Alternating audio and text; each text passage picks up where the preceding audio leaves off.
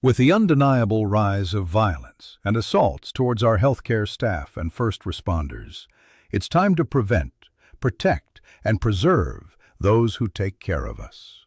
Make Stethosleeves the first choice in protecting our frontline workers. Hey everybody, welcome to the latest episode of Just a Little Salt. Got some very important people here involved with a series about to drop on YouTube, a documentary series. Just so you all know what I'm talking about, we're going to play the trailer real quick so y'all get a quick glimpse of it.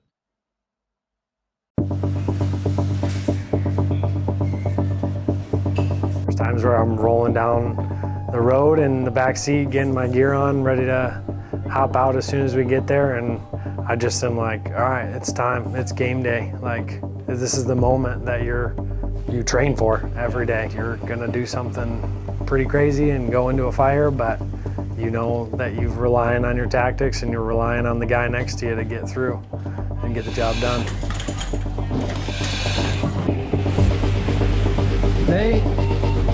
You cannot see anything. I mean, it really is like pulling a mask over your face. You cannot see anything. You know, as you kind of start out, you can see a little bit, you know, but as the smoke thickens, you get closer to the seat of the fire, you can't see anything. The heat can be overwhelming. That gear works good, but it's still hot. It's hard to hear. I mean, for some reason, you know, it's hard. You got the sound of everyone breathing. You know, your respirator's kind of loud. You've got the radio going off. You've got, you know, the sound, especially once you start spraying water, then you've got the sounds of steam, and it's hard to hear. It's pretty chaotic. I remember specifically thinking this is way more chaotic than I expected.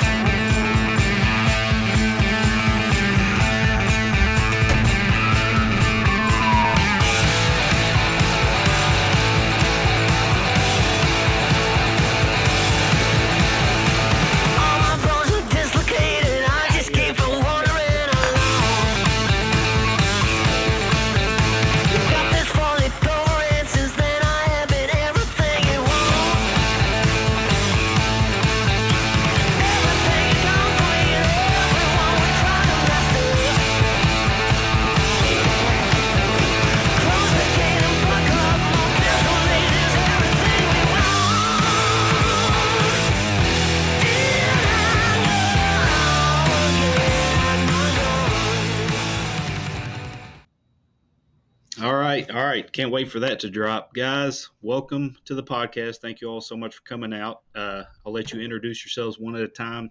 Tell me a little bit about your professional experience, and we'll go from there. Yes. Zach, take it away. Oh, man, coming at me hot. All right, cool. Starting with the civilian. So my name is Zach Hamelton. I'm the Public Information Officer for Kalamazoo Public Safety, the backdrop of Rolling Sixes. It's filmed in-house just by me, along with, obviously, my crew with the GoPro, so that's really exciting to get into that. A little bit about me. Been in public safety now for just a little over 2 years. Worked for a police and fire department separate in Florida, which was a lot of fun, Central Florida, and then moved back home to Kalamazoo, which is where I'm from, which is really kind of cool to come full circle and do what I do. But prior to getting into public safety, I worked in film and television for about almost a decade as a producer. So I worked on about 50 or so TV movies, worked on Star Trek for several years, Picard season 1 and 2, Strange New Worlds. More of a Star Wars guy myself, but I've learned to enjoy Star Trek, having worked on it. And worked on a Clint Eastwood movie, which is probably my favorite because it's just crazy to say I worked on a Clint Eastwood movie as a producer. It's pretty cool. So that's kind of my background. So I took all that film experience, put it into my work as a public information officer, creating content for our social media platforms, whether that's photos or video. And then, you know, Kalamazoo Public Safety has put a lot of trust and faith in me as a PIO, which is really exciting because they've given me a lot of kind of freedom to do what I want to do and pitch really fun ideas like Rolling Sixes, which is very different than anything I've done since getting into public safety. A lot of the stuff we create is more kind of based for the internet. You know, it's kind of vlog based, you know, kind of just in the moment, very immersive, whereas this is very cinematic, kind of taking me back to my old roots from film and television, which is why it's limited. We're only doing 6 of these. So I ain't got that much time to do a whole, 27 episodes like we've done in a previous show we've done. But it's a lot of fun, so it's definitely different. But I love it because I get to get out of the office. I spend about probably maybe 30% in the office and the rest in the field, and I love hanging out with the guys. So it's a lot of fun. That's awesome. Well, Tim, tell me a little bit about yourself. Yeah, so Tim Loso, been with our department for 25 years. Well, coming up on 25 years in February. Got a couple more years in me. Prior to that, worked down in Florida for a sheriff's office down in Southwest Florida. And then majority of my other time is going to be spent with my family. Got 4 girls. My wife and I have been married for 26 years. And girls, I got 3 away at college right now, and 1 a senior in high school. So about to be empty nesters also, and making plans for that. Okay, I forgot my beautiful wife. Her name is Jacqueline, and my awesome son, who just turned 10 years old, Luca. And I just said, like I forgot my kid's name. So just to add to that, thanks a lot there, Loso. Appreciate it. I'd be beat up if I didn't do it. So had to throw it out there. We'll try to edit it in the beginning, like you didn't forget it. Okay, don't worry. Leave it in as it is. It's on me. Well, guys, thank you so much for coming on. Let's start with what the main topic is. This series called Rolling Sixes. How did this concept come about? Yeah, so we had done a previous series called Riding With. First season was Riding with Rhodey, who subsequently is actually in Rolling Sixes. And that series basically followed our traffic officer as he was just doing kind of routine stops, kind of like a Fridays with Frank or Traffic Tuesdays that we've seen. But it was kind of a little bit unique because he was on the SWAT team. So every once in a while you get a hot call that you get to be a part of. So it wasn't always just traffic. Sometimes we're doing an arrest warrant in a trailer park. You just don't know. The other thing that we also did is we'd respond to fire calls. I think that's a unique thing about public safety. As you can see on my shirt, public safety, we're combined agencies. So all of our officers are trained in police, fire, and EMS. So that means every cruiser that you see, including Rhodey's car in the traffic series, has all their fire gear. So they got turnout gear, they've got an SCBA, they've got additional medical supplies, they've got all of that. So not only can they respond to police calls, they can respond to medical calls as well as any kind of hot calls, like a fire call. An engine would then meet them. They'd be able to be fully suited up when it got there, start pulling gear off, maybe even before it stops. So really exciting, very unique. There are other public safety departments out there, but we're the largest in the country. We've also been doing this for a hot second. We've done this since 1982 is when we combined our police and fire rescue service. And so that was kind of interesting in that. Riding With was a lot of fun, but it was very much kind of a vlog, like call to call. You're not really getting to know Rhodey too much except for in between calls, and you're kind of just in the moment.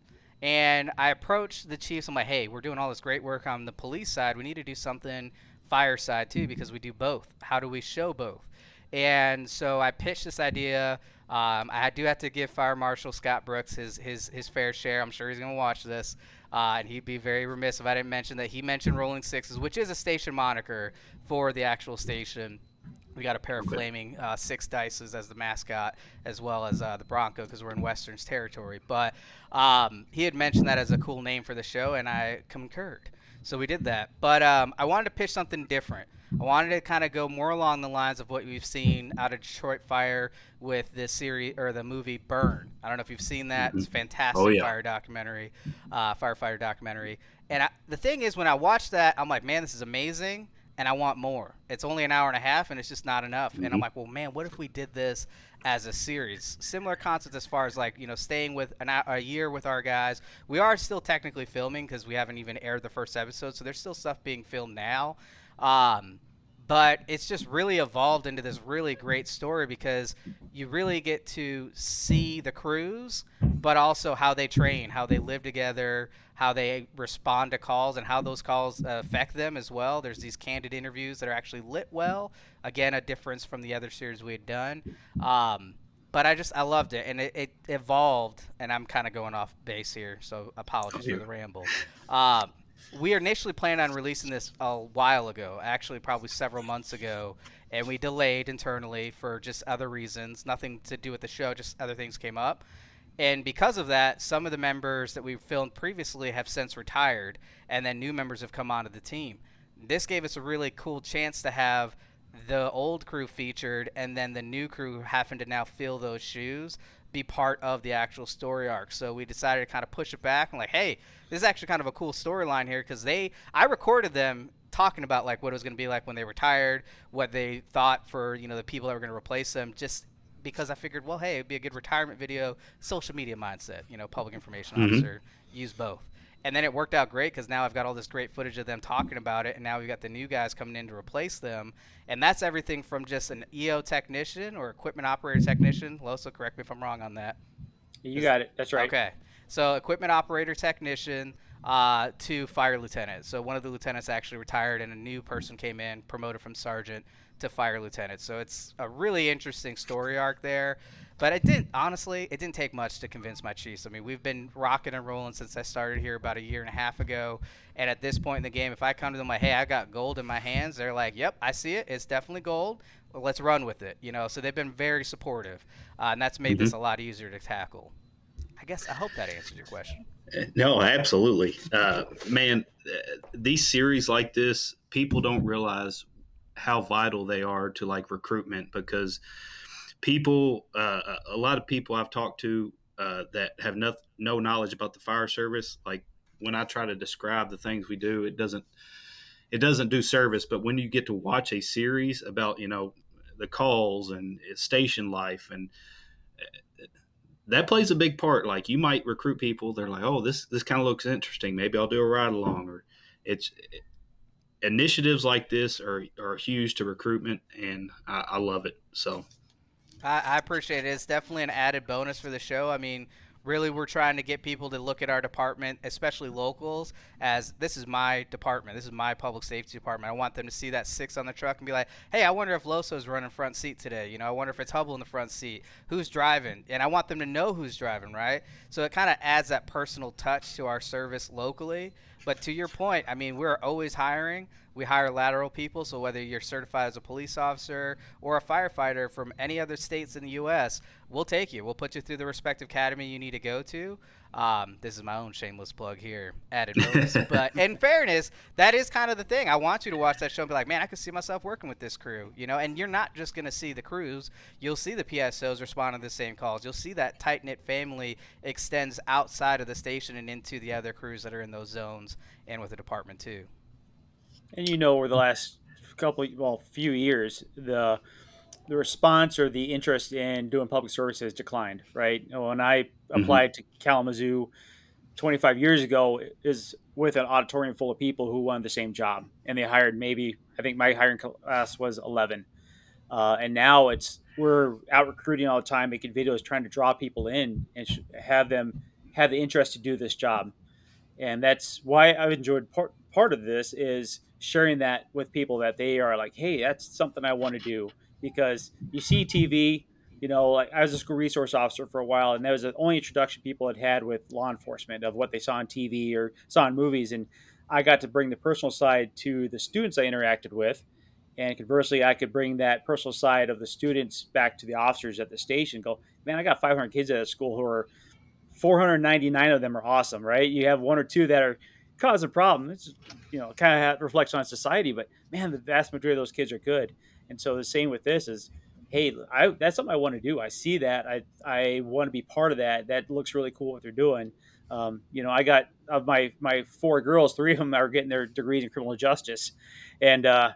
You know, one wants to pursue the career. The other ones are going different directions off of that.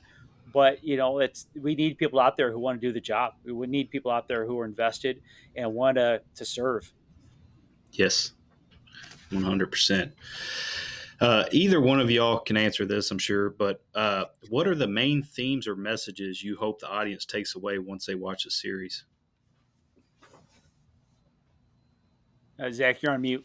I am. Oh my! I knew. Yeah. Bring it though. You had this your baby. So no. I want to hear what you got to say. I want to see from your perspective what you hope we get out of this show. Well, I think I just spoke about it. I mean, we want to get people to fill my spot. I'm 3 years out from retirement, and I want good people to come in and enjoy that job and enjoy the opportunities that are out there for them, to see what they can do to serve the public. And I think that's really the biggest thing out of this one, that they get something out of it and they want to return something back to the community that they've grown up in or that they come to. Yeah. Yeah, I would definitely mirror that. And not just showcasing the type of runs and stuff you all go on, but also showcasing the type of individuals that truly love the job and coming in every day. Because as you all know, I'm sure you've worked with people that get burnt out and don't enjoy the job. But I grew up with a lot of people that truly love the job, and that's what motivated me. I'm like, I want to go to work and mimic that person. So, being able to capture that on camera, I'm sure is another advantage as well. Well, and I love it too, to be fair with you. I mean, I worked in film for God knows how long. I got out of it for separate reasons, mainly because the schedule was brutal. I was working 80 to 90 hours a week, and then I'd be on set for a month or two at a time. And when you've got kids, it's a lot harder. Again, shout out to Luca. Kidding. I mean, not.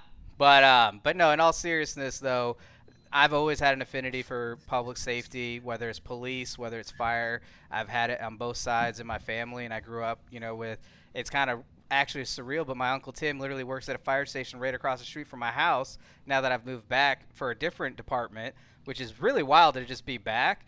But I love the job, and as much as I love my film career, I don't know that there's a single day I come into work and I'm like, man, I might be tired in the morning, but the second I'm at work, I'm like, man, this is where I need to be.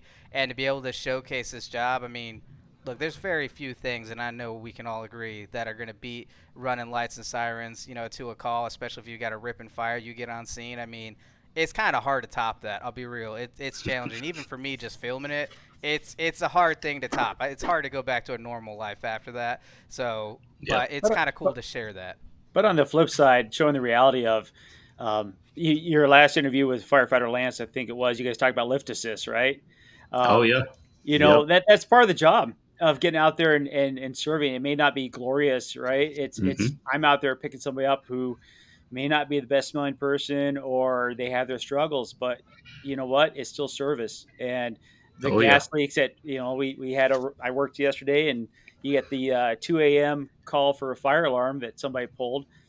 It's part of the job, but you get out there and you're helping people get through that and help them out. So it's all part of the service. It's fun to do the cool stuff, and I really would rather do that, but it is what it is. And it's just, you sign up to do this job for good or for bad. Heck, I think the last 24-hour I did with you, we had a guy who dreamed he had a heart attack and then called because he dreamt that he had a heart attack. So, but you know what? He was happy that we were there. You know what I mean? So, like, we're still helping out in other ways. So we definitely get those calls too. That's right. Yeah. I tell people all the time, my number one reason for wanting to be in this career is I get to help people every day in a different way. Because, some people might think, oh, you get structure fires every day. No, we don't.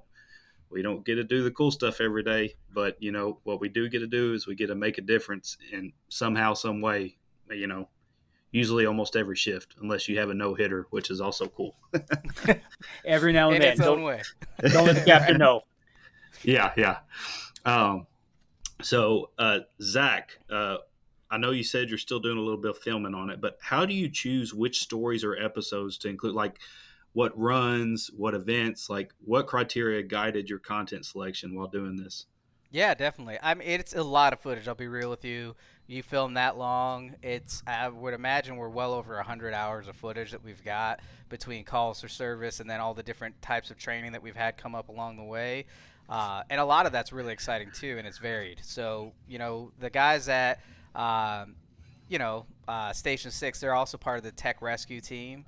And that's a bigger unit, but they're comprised of that as well. And so there's a lot of training that gets involved in that. And so we've been able to actually kind of go to these different locations that Loso and the other lieutenants have been able to set up. Like, we did this really interesting training in a wastewater facility, which is just like and this sounds terrible, but from like a filmmaker's perspective, like, man, you got all this oxidized metal and everything, all these like really interesting structures around us while we're doing this training. And it's great for the guys because they get to actually experience what it might be in the location you might have a tech rescue versus just in a simulated area. But for me, it's really cool because it kind of gets us a chance to show it in a safe way what that rescue might be. And we've had instances where they've done training, like let's say for vehicle extrication training. They literally filmed training, and then the next day, I think it was the next day or the second day, they literally had a vehicle go into the creek and on its side, partially upside down. And guess what we're doing? Vehicle extrication, right? So it's kind of a weird situation where sometimes things just happen. You get lucky. We just filmed training, and then now you've literally got an actual real-world application that works great for that. But I mean, I try to get a good variety. To your point, I want to show the reality. Not everything's going to be a rip and fire. Obviously, we showcase that in the trailer because that's going to get people's attention. But there are going to be your kind of standard medical calls. There will be some elevator rescues, technical rescues, accidents, fires. We try to get a good variety that showcases the best. Well, I don't want to say the best, but like what you would actually get working for the department. But I really wanted the emphasis to be more about the crews and less about the calls. I think we've all seen TV series that are like, in the reality space, all you do is just go call to call to call. And what happens is you just see a firefighter doing firefighter things. And I don't know who that person is, but hey, they're doing a good job. I mean, it's exciting. That's cool. I have no idea who this person is. And to my point earlier, I want you to know who these people are. So when these guys are going into an actual ripping fire, or they're on a crash, or maybe a really tough crash, we've got one that's going to be highlighted in the series. That was a really horrific accident that we had here not too recently. You're going to see that crash, and you're going to think, wow, how are the guys handling this right now? Like, there's a lot going on. There's a lot of commotion. There's a lot of people. There's a lot of vehicles. How are they after this call? You're thinking that because you've had time to sit with these guys when they are just doing tabletops, when they are hanging out at the station. So you actually have a feeling of who these people are. So when you go on these calls, you're wondering how they're going to be, how they're going to handle those calls. I just think it adds that personal touch that's usually missing. And more importantly, and I hate saying humanizing the badge because I feel like that's a cliche term that gets thrown out there all the time. But I do want people to realize these are people just like you and your family members that are doing this job. You're not robots. Like, you're going to be affected, whether you're affected by it now or later, you will be affected by it. I think we have a really good group of crews here at Station 6 that are really good about talking about some of those challenging calls together as a team. We obviously have peer support systems here within the department that also aid in that. And that's also a thing that we'll highlight is the mental, health challenges that come with seeing that much trauma. It does add up, and a lot of the guys on the crew have been with the department for over a decade. So I think it's really great that they felt safe enough to be vulnerable on camera, but I think it speaks a lot to how they also communicate as a team too. So I'm getting excited to see this already. All right. I haven't edited all the episodes, so now I've got myself stressed. I'm like, I hope I own up to this. I mean, we've edited some of them, but no, I know we've got the footage. It will be great. I hope. Well, I'm going to ask both of y'all this question. I'm going to start with Tim on it, hear his answer. So what are some of the challenges you encountered during production, all the scheduling, safety access, permissions, everything? I would say the hardest is getting buy-in from my whole crew. Some guys are comfortable with the camera.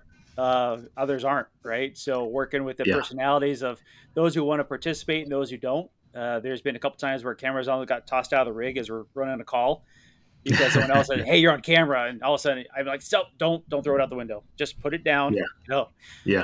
That's for me. It's just coming into work, right? I know I start my shift at 7 a.m. I get at 6 o'clock. I'm switching out.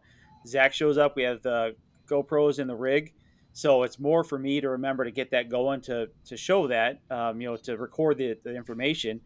And then just, hey, Zach, to let you know, we ran some calls today. You might want to check that out and let him do his magic with editing if he feels that's important for the storyline that he's building up on that. So really, for me, it's easy. It's showing up and doing the job I do regardless. It's just now having a camera with us, and then Zach with his interviews at time to time, or having to explain to a reporter, hey, what'd you just run on, and why did you do that? So it's helped me with that aspect of it, also explaining what we're doing with our job. Yeah, I agree. I mean, and that's the beauty of having the GoPro. So that was a big deal to get that greenlit. Obviously, as public safety, our patrol officers every day, they've got your Axon body cam. All these officers that are part of Station 6 as EO technicians have all done that. So that's old hat to them, but it may have been a year or two since they've had to worry about a camera. So it was something that I had to kind of train them on, but they were able to get used to it. And that's the thing. Those cameras are running right now. So if a hot call goes out and I'm not going, it's nice to know that the footage is going to be shot whether I'm there or not. We obviously use a Sony cinema camera as well, so there's a lot of times that I'll actually be, at the station, running calls with them for the day, jumping in the back. And that's the other thing, to your point, safety protocols. We still have to follow policies. Even though I'm a civilian, if I'm going to be in certain zones on a fire scene, I have to be in full gear too. So it is a mad dash when we get an actual hot call, because I got to run out, get my gear on super fast, but then also film them getting their gear on and then jump in the back seat. So a lot of times it's me getting dressed in the back seat, and the GoPro is kind of helpful in that case, because I can finish getting myself squared away while they're doing their thing. But yeah, it's a lot of fun. It's collaborative too. We have, I think, a total of 6 GoPros running right now. 2 on the squad in the back, and those will be either clipped onto a radio strap or on a SCBA, which is what we used to do if they're on a fire. And then we've got one up in the front on the dash to kind of get the interior, so you get to see the lieutenant and the driver talking as they're responding. But that's the collaborative part. I was talking with some of the guys that were the predominant camera people that were really, buying in on this project, and they were having issues with the cameras falling off. Safe to say we've had at least 3 cameras fall in working structure fires and have not gotten picked up until that fire was out, and they still work. I swear to God, we went a generation lower for the cost, because I thought we were going to be replacing these things constantly, and surprisingly, we've only had to replace batteries. They swell up because of the heat, but that's it. So a $20 battery versus, a $200+ camera is, great. But what we found was they want to do helmet mounts. And that was the other thing, too, actually. I forgot to mention this, Loso. So we did, and I don't want to disparage the company, so I won't say the name of the company. They're a great company, but they can be a little finicky, and it's a little bit dated. The software you had to literally update with a text file. I feel like me saying that, you might know what I'm talking about, because I think there's only one camera that does that. So sorry about that. You're great cameras. It's not good in the field when I only got one chance to get it. Great for training. And so we switched to the GoPros. I had a buddy of mine in North Carolina who had used them on multiple fires and had no issues. So I'm like, let's test it out. So we started with 3. They worked great. We got more. But in working with them, they kept falling off the SCBA strap on fires. And also the vantage point is good, because you get that kind of low angle. So if they're on a hose, you can see it, but sometimes it gets obscured. And I wanted a higher angle to see more. And so we were experimenting with helmet mounts, and it turned out the easiest solution sometimes is the best solution, which was the rubber helmet band that most of the guys already have. Oh, yeah. You put it in front of the leather shield. Well, now you got a perfect spot. It's super tight. You pull it out, clip the clip we already have. Boom, for $5, you've got a helmet mount that is not going anywhere. And that has been a game changer. So that's great, because it kept the versatility. We don't have to worry about installing all this gear on whoever's helmet's going to be wearing the camera today. You just clip it on, and if we're on an accident scene, you don't have the helmet on, you can just clip it on your radio strap. So you still have the versatility. But that's working with the crew and figuring out what works best for them for that first-person perspective, and being open to having those conversations instead of being like, well, nope, this is the way, and you're just going to figure it out, or we're just not going to do it. Like, that's not how we've done this. It's always been collaborative. Not that I don't think I would ever talk like that to my crew, because I try to be the nice guy for the most part. They throw you out is what they do. What are you talking about? They would. They would. It's true. It's just, I can't believe that the GoPros withstood the fire. I didn't know they were built like that.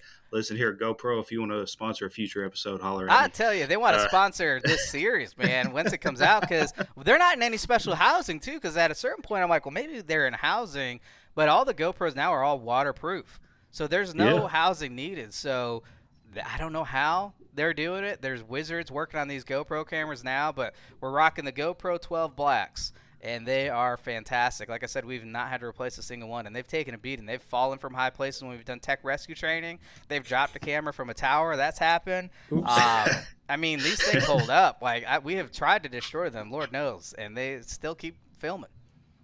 That's wild. So I know you said you have multiple cameras. Are you the only one that edits this? Yep. Yeah, so it's just me. Up until about a month ago, I now have an intern. Brian, if you're listening, my guy, love you so much. You helped me out so much. But it has been me helming all of this for a long time. And he's not really so involved in Rolling Sixes, but he is helping out with the other projects, which has freed me up to focus on my baby, which is this show, because it is very much a passion project.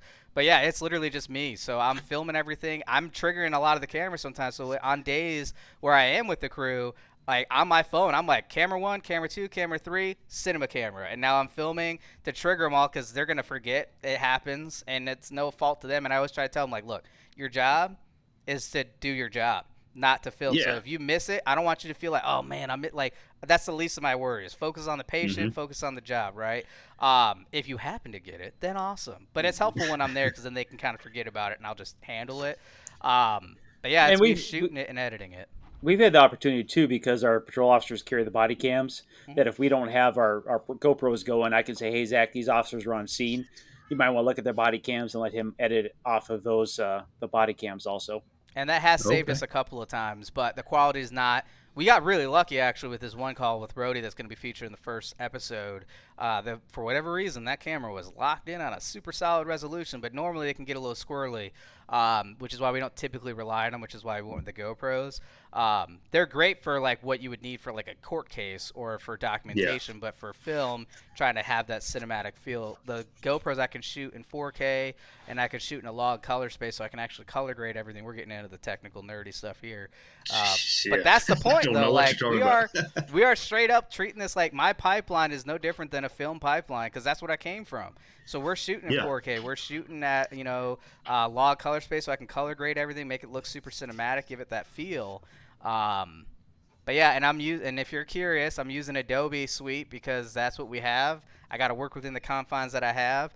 So we're using Adobe Premiere Pro to shoot this, and Sony cameras and GoPros. And government funding. Yeah, right? yeah. It's not Well, Hollywood. and that's the thing too. Like I have to. It can't just be for this show. But thankfully, with my job, we do so much filming as a PIO that all this gets reworked into the Office of PIO or Public Information Office. It's all still usable, but. Wow. I'm surprised you're able to sleep at night. That sounds like a lot of work. And then I had to be a PIO for the largest department in our county for police and fire. So that also was its own challenge. He's a busy man. Yeah. Yeah, kudos to you for that too, because I've never met a firefighter that wants to talk to the public like that ever. So that's awesome. It's a blessing and a curse. Yeah, I get it. This next question, I'll ask Tim. So you don't have to, spoil anything, but do you have any particular like hero moments or episodes that stand out in your memory, like specific? You can be as generic as possible. Wow. Not knowing what Zach's going to put up there, I don't know for sure. We've had some good calls with some vehicle extrication work, some good fires that we've responded to where the guys really did an outstanding job getting after it, put it down quick.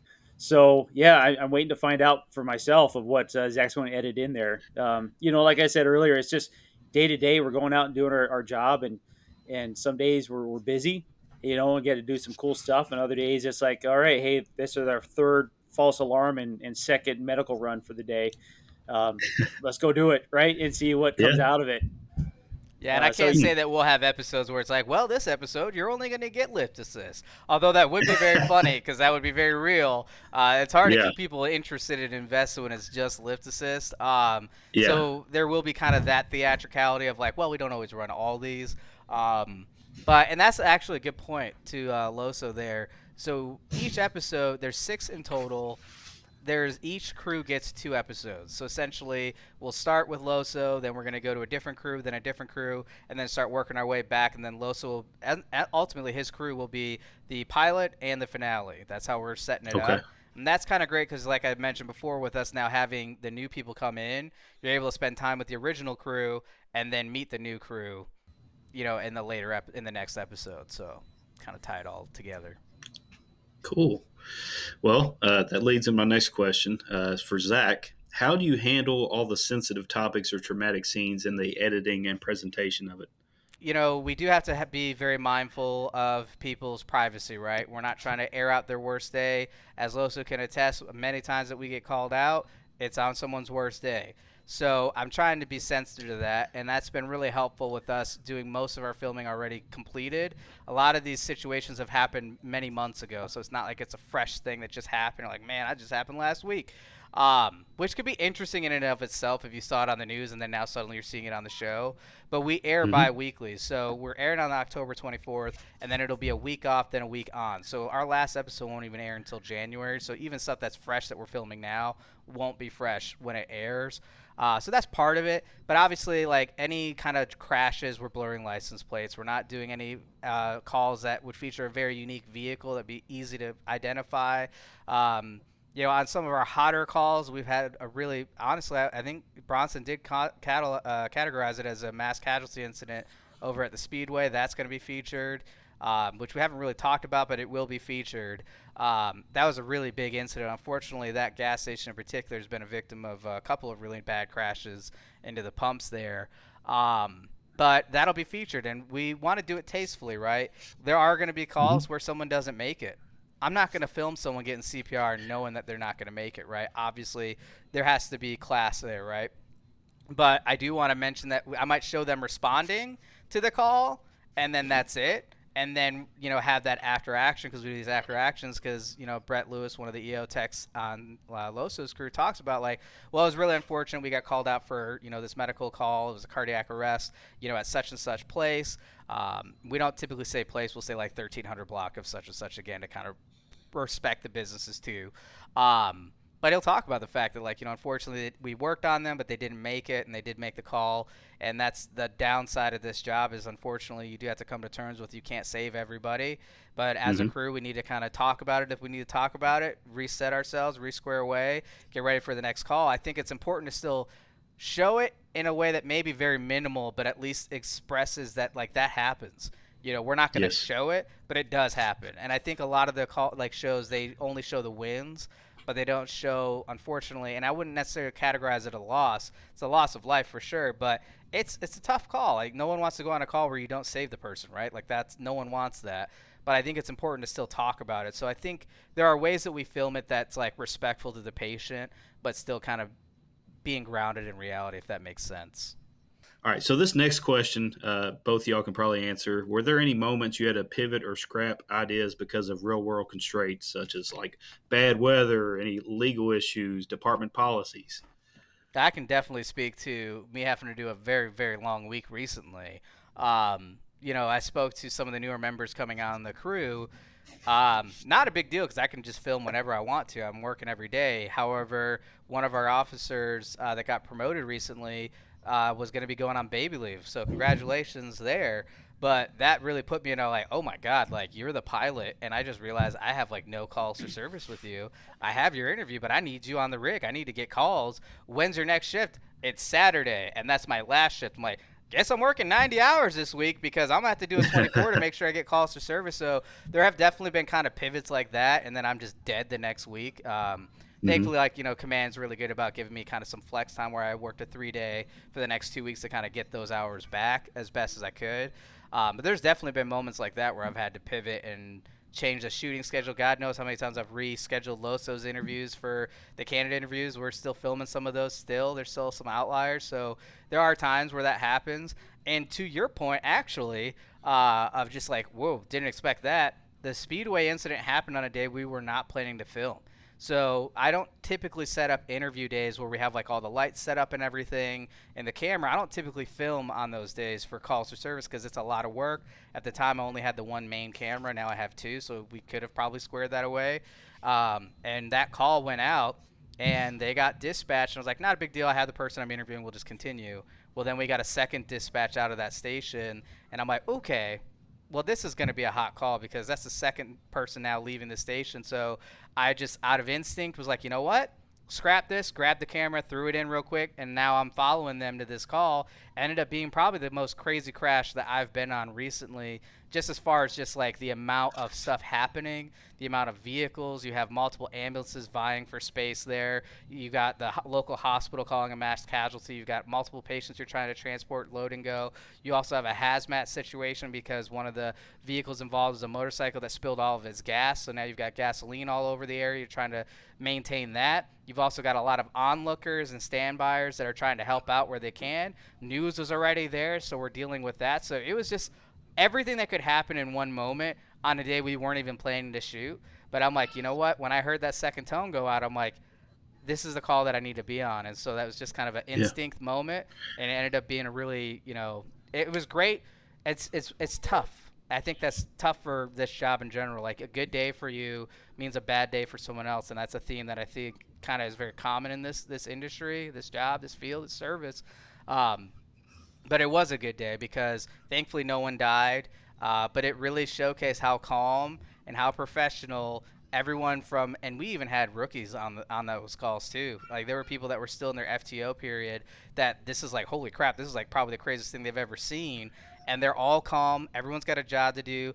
Fire's handling the hazmat situation and any extrication that might be needed. You've got PSOs helping with medical care alongside Life, which is our ambulance provider here.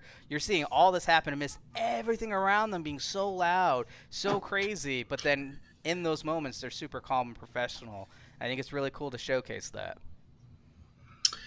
So I know you said you have 6 episodes planned. Do you have like a length that they're going to be? Yeah, so we're really truly trying to be like a network television series. So we are aiming for 30 to 45 minutes in length each episode, which is, again, a huge variation of previous work that we've done. So, yeah, it's going to be a doozy for sure.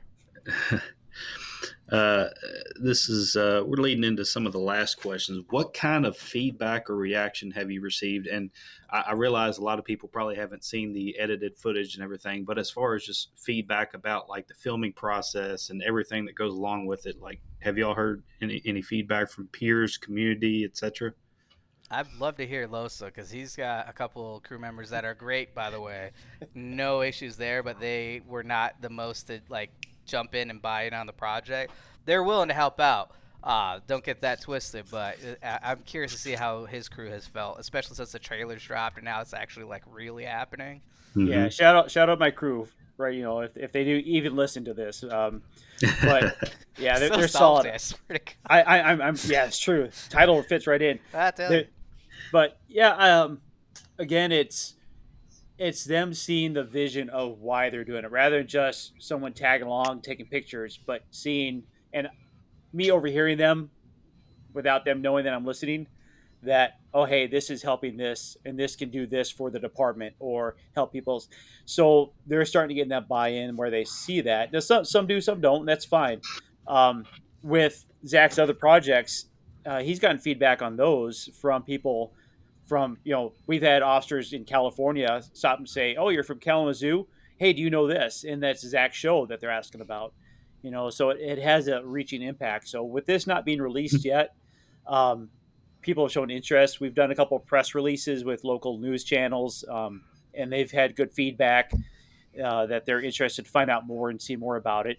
So I think it'll be exciting to see when it comes out. I mean, it's kind of that imposter syndrome for me of, hey, we're not New York, we're not, you know, Lone Star 911 or whatever. I think one of the shows just send them up into space, right? Talk about jumping the shark into it's like space, we're not jumping into space, but you know, just I just step back and say, hey, we're showing the reality of what we're doing, and just we're in the station a third of the year.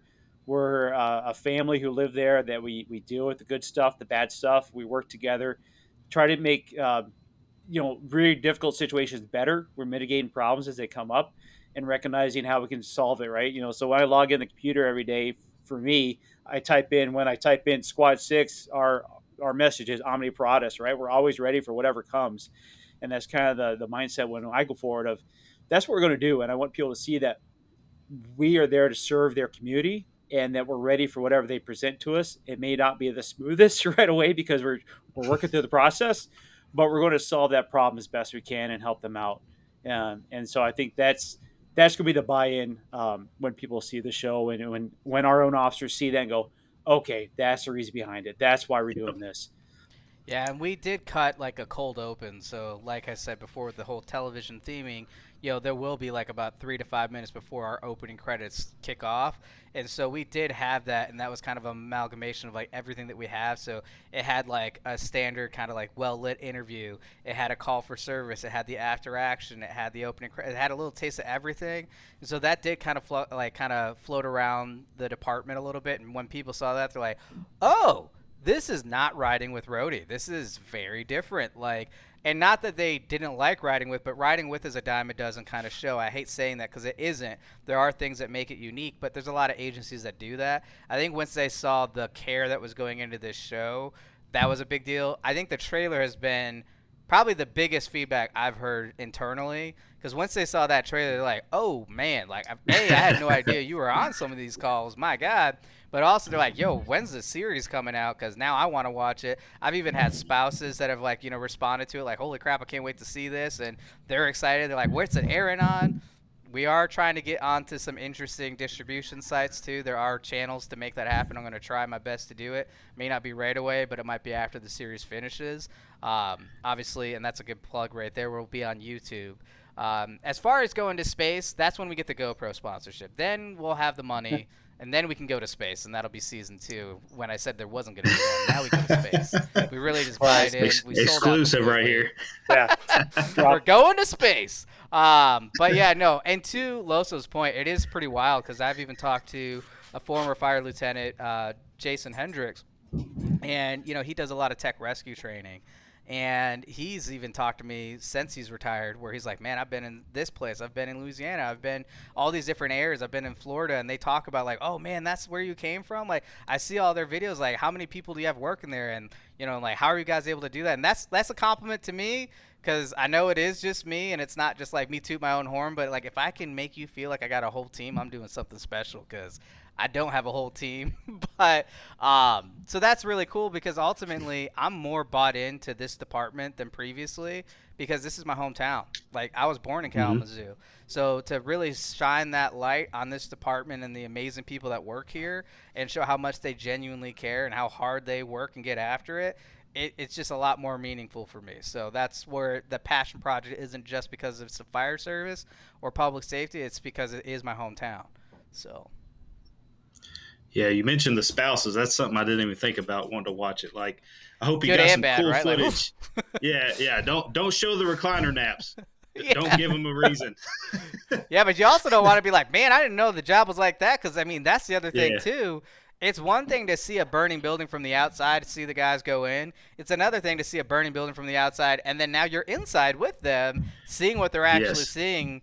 I'm curious to see the feedback that comes from that because it is very different when you're right there with them and you're seeing what they're seeing. Like, I've always envisioned what it's like, but now seeing it firsthand and hearing everything and almost kind of feeling that sensation, I wonder if that might cause a little bit of negative backlash. Like, well, I didn't know the job was like this. I'm sure they do, but it's different seeing it, right, versus hearing about it. Oh, honey, that's Hollywood. That Zach embellished it. It's all good. Special effects. Yeah, don't worry about that. That building wasn't even on fire. What are you talking about? Nope. After Effects for the win. AI is amazing. God, don't say that. Oof, it is, though. All right. In conclusion, if there's anybody watching this right now, other PIOs, department members that are interested in film, what advice would you give them if they're interested in doing any sort of thing like this for their department or their agency? I gotta tell you that the biggest thing, the lesson I've learned in getting in public information is if you want to build trust in your own department as well as the community, you need to get out there. You cannot do this job behind a desk. I think that's the old way of doing things, and it has its place for sure. Many a times I'm writing a press release, but if you really want to build that trust, you got to get out there and show what your guys are doing. You got to actually be riding calls. You got to be responding. You got to be available. And that's why I always say like 60 to 70% of the time, I'm not in my office. I'm out there. And that's a big deal for my crews and the officers because like, oh man, like even within my first 2 weeks, they're like, man, this is not what we're used to. Like, this is very different, like how you're doing things. In 2 weeks, I made that kind of an impact. So imagine if you really take this as your motivation to kind of move in that direction and get out there. Even if like, okay, I'm not comfortable. Like, I'll tell you right now, I'm kind of getting jumbled with my words here. But my last department I was at, I had an iPhone. I had an iPhone 14 Pro. Like that's all I had. And I shot 2 series on an iPhone 14 Pro in cinematic mode. Like, you can make it happen. There's ways to do it. Work with what you got. I think people get so caught up in like, well, it won't look as good as that. Well, it doesn't have to look as good as that. You don't need to compete. Just show the great work that's being done at your agency. That speaks volumes for the community because they see that and they can resonate with that. I think video is the future. I think not being afraid to do certain types of short format content. I will say I'm not having my officers dance. It's just not a thing I have in my future. It's not something I'm going to do. It's not a trend I'm going to go for. I'm not saying I don't have officers being willing to do it, but there would be other officers that would be like, I cannot believe you making us look like this on the internet, right? Like, so I am mindful of that. But I mean, just I think it helps if you enjoy what you do. But truly, like, take a class. Like, you can do it. Will it be at the level that we're doing, like Rolling Sixes? It may not be, right? I have 10 years of filmmaking experience. So it's a very big lead on some people. It doesn't mean you can't start, though. Start small, work big, like get up there. But I really think the biggest thing I said is just get out there in the field, do it. If you're interested in being a PIO, if you're in the film industry, God knows it's had its ups and downs lately, more downs than ups. This is a great time to have a steady pension and a retirement. Like, these are things that are not a thing in film, right? You just move movie to movie. So that's great. And it's a rewarding job. I don't have someone wake me up in midnight because they're having an epiphany moment because they've been drinking, and now suddenly this is what I need for my movie. Let's talk about it. If I'm getting woke up at midnight, it's for a damn good reason, and that makes it a lot more, I guess, fulfilling and rewarding for me, right? But I have had no more fulfilling job than being a PIO, especially here at Kalamazoo Public Safety. That's awesome. Well, gentlemen, do y'all have anything, other remarks in closing you'd like to tell the people? No, Zach did a great job. It's build that goodwill bank, right? That's the whole thing when I'm thinking about him.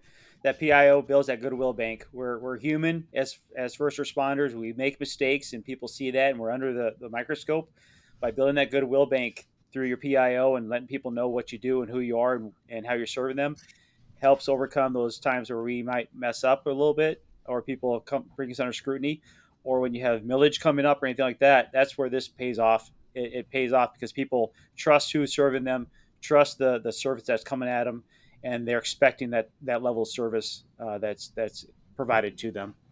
So I really appreciate everything Zach's done. I appreciate what you're doing with your podcast, because it's bringing that out there for more people, and it's helping bring the light to what we're doing, right? And helping put a face to what we're doing. Yeah. Not only that, your short form content, man, the amount of laughs that come out of Station 6, because they all watch you. I guarantee you, they are all big fans. But, like, it's so real, though. Like, we see it all the time. So it's like you're like that voice that we're like in our head, but it's like out there. So that's always great, because everyone needs a good laugh too, and to just feel seen. You know what I mean? I do need to apologize. Southernness comes out sometimes. I grew up in the South since I was 13. I know I said I'm from Kalamazoo, and people are like, dude, he's kind of got a little. So I'm just gonna put that out there so people know. But yeah, but nevertheless. Well, thank you guys so much. By the time this episode's out, first episode of Rolling Sixes should already be out October 24th. Like you said, every 2 weeks. Is that what you said? Every 2 weeks. New episode. So stay tuned for that 6-part series. Guys, it's been a pleasure. Thank you so much for coming on. New episode, Just a Little Salt, every other week, every Monday, 7 a.m. Eastern. Thank you all so much for tuning in. See you next time. With the undeniable rise of violence and assaults towards our healthcare staff and first responders, it's time to prevent, protect, and preserve those who take care of us. Make Stethosleeves the first choice in protecting our frontline workers.